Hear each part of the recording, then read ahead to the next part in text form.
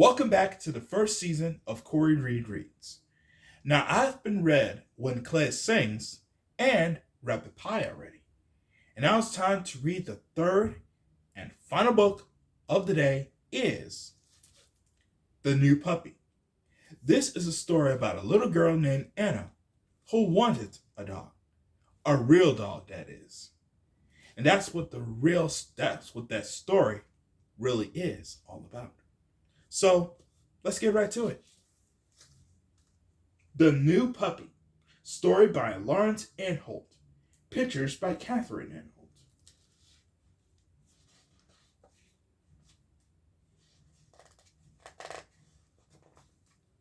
Anna loved dogs. She had china dogs and wind-up dogs, fluffy dogs and bedtime dogs. She had pictures of dogs on her bedroom wall. She even had a pair of black and white doggy slippers. She had every kind you could think of except a real dog. Sometimes Anna would pretend her little brother was a dog. She taught him to bark and crawl around on the ground. Then she petted him and gave him a cookie. Good boy, said Anna. But it wasn't the same. Anna wanted a real dog. Her dad wasn't so sure.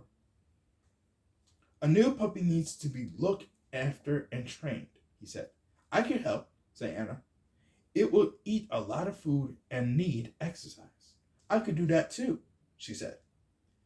It wouldn't stay little for long, Anna's dad said. I like big dogs, said Anna. You couldn't just change your mind and get rid of it. I know, said Anna. It'll be part of the family.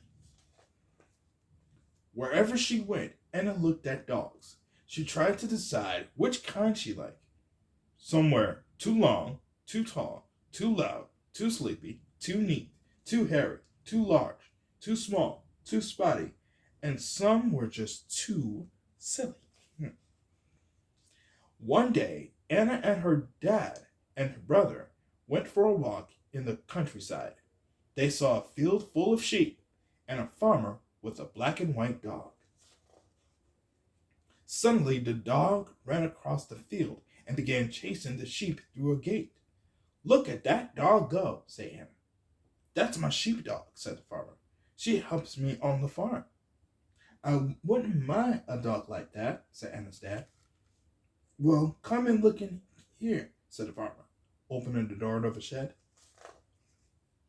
Inside were 6 of the sweetest puppies Anna had ever seen. The farmer told Anna their names: Teeny, Tiny, Tony, Topsy, Tiger, and Tess. They will all need a home, said the farmer. Well, I think we could give one of them a good home. Don't you, Anna? Said her dad. Anna didn't know which one to choose. They were all so cute. Then one of the puppies chose her. The roundest, fattest, happiest of them all waddled across and licked Anna right on her nose. That's Tess, said the farmer, laughing. I think she likes you. Yes, Anna said with a smile, and I like her. You'll be one of the family, won't you, Tess? But Tess was still too small to leave her mother, so Anna had to wait a few weeks. It seemed like a long time, but Anna and her brother got everything ready. They found the bowl and made a bed by putting an old blanket into her cardboard box. At last, the day came. Anna and her dad brought the puppy home. At first, Tep slept most of the time. She ate lots of warm food and made puddles on the kitchen floor. But everybody loved her.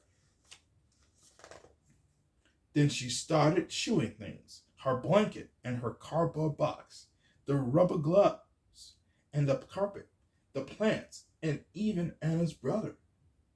Bad dog, said Anna, holding her chew school box. You can't eat the whole world. Anna and her dad went to the pet shop to buy a proper bed for Tess and something that she could chew. There were all kinds of interesting things for dogs: collars, leashes, toys, whistles, biscuits, bones, combs, brushes, shampoo, vitamins, rubber toys, and even a little coat. Finally, they chose a big red basket and a squeaky teddy bear. But when Anna and her dog got home, Tess wasn't there. They searched everywhere. At last, Anna found Tess in her bedroom. Tess was wagging her tail and looking very pleased with herself. Tess had chewed everything. Anna ran downstairs in tears, holding the pieces of her favorite doggy slippers. I don't want that dog, she shouted. She's only a tiny puppy, reminded her dad, and she's a long way from her mother. Anna was still very upset at bedtime. In the middle of the night, Anna woke up. She thought she heard someone crying, but her brother was fast asleep. She tiptoed her downstairs, and there was Tess, all sad and shivery. Anna unwrapped the squeaky teddy bear and gave it to her. I'm sorry I shouted at you, she whispered. I'll be your mother now. When Anna's dad came down for breakfast, he found Anna and Tess fell fast asleep in the new red basket.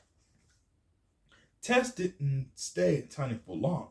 She grew and grew and grew, and soon she was one of the family.